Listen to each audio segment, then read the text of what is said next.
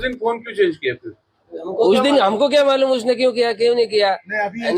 ऐसा था एक दूसरे का अभी बात करने के लिए कभी फोन लेते ही हाथ में।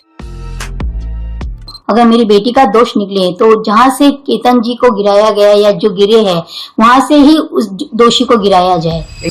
मोबाईलची अदला बदली, पोलिसांना दिलेला गुंगारा आणि या सगळ्यानंतर गुन्हा करताना ज्याचा मोबाईल घेतला त्यालाच बनवण्यात आलेला आहे पहिला साक्षीदार। पुण्यातील केतन अग्रवाल प्रकरणात नेमकं चाललंय काय, यामध्ये नेमकी काय ट्विस्ट येत आहेत हेच आज आपण पाहणार आहे। कारण या आता सगळ्या संपूर्ण प्रकरणात आणखी एक नवा ट्विस्ट आला। केतनच्या खुनाचा कट रचणाऱ्या चेतन आणि सियाने पोलिसांना गुंगारा देण्यासाठी एक भन्नाट कल्पना तयार केली होती। पण म्हणतात ना, कायदा आणि पोलिसांचे हात हे खूप लांब असतात। या दोघांनी रचलेला तो चक्रव्यूह पुणे ग्रामीण पोलिसांनी कसा भेदला आणि त्यांचं हेच शहाणपण त्यांच्या कसं अंगलट आलंय हेच मी आजच्या या व्हिडिओमध्ये थोडक्यात सांगण्याचा प्रयत्न करणार आहे। तर यामध्ये झालं असं की चेतनला केतनचा काटा काढायचा होता आणि म्हणूनच त्याने स्वतःवर संशय येऊ नये किंवा कुठल्याही प्रकारचा संशय त्याच्यावर येऊ द्यायचा नव्हता, यासाठीच त्याने कामगार असलेल्या नीरज कुमारला एक काम सोपवलं। चेतननं नीरजला सांगितलं की आज दिवसभरात माझ्या फोनवर जे काही कॉल्स येतील ते सगळे तूच उचल आणि लोकांना सांग की मालक म्हणजेच चेतन कामानिमित्त बाहेर गेला, ते आले की मी तुमचा निरोप त्यांच्यापर्यंत पोहोचवेल। पोलिसांना गुंगारा देण्यासाठी आणि स्वतःचं लोकेशन ट्रेस होऊ नये म्हणून चेतनने ही चाल खेळली होती। एवढंच नाही तर स्वतःचा फोन नीरजकडे ठेवून चेतनने नीरजचा फोन स्वतःसोबत घेतला आणि तो थेट लोहगडाकडे रवाना झाला। याच दरम्यान त्यानं नीरजच्या फोनवरूनच सियाशी संपर्क ठेवायला सुरुवात केली। तिकडे सिया आणि केतन लोहगडावर पोहोचले आणि त्यांच्या पाठोपाठ चेतन सुद्धा तिथे जाऊन पोहोचला।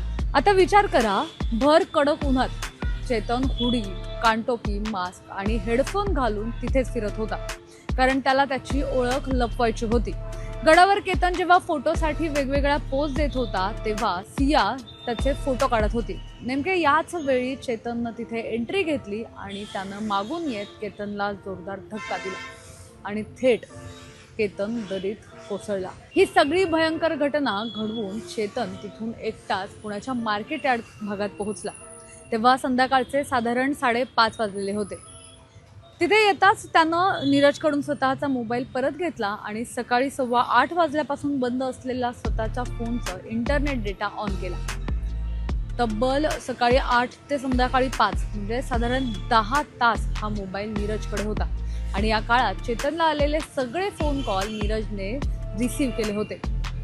चेतनला पोलिसांना हे दाखवायचं होतं की तो दिवसभर मार्केट यार्डच्या दुकानातच हजर होता आणि नीरज लोहगडावर होता, कारण नीरजचा फोन लोहगडावर ट्रेस होत होता। पण पुणे ग्रामीण पोलिसांनी जेव्हा तांत्रिक तपास सुरू केला तेव्हा एक करून एक सगळे धागेदोरे हळूहळू हाती लागले। आता पोलिसांना कोर्टात हे सिद्ध करायचं आहे की हत्या झाली, म्हणजेच जो खून झाला तेव्हा चेतन हा मार्केट यार्डात नाही तर लोहगडावरच हजर होता।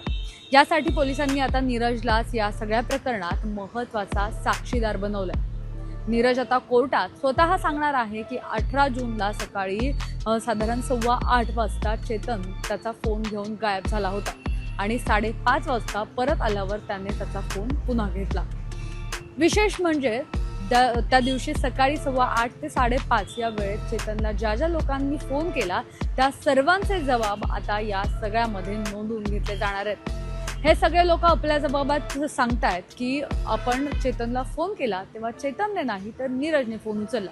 विचार करा, या एकाच साक्षीमुळे चेतनचा हा सगळा खोटारडेपणा उघडा पडला।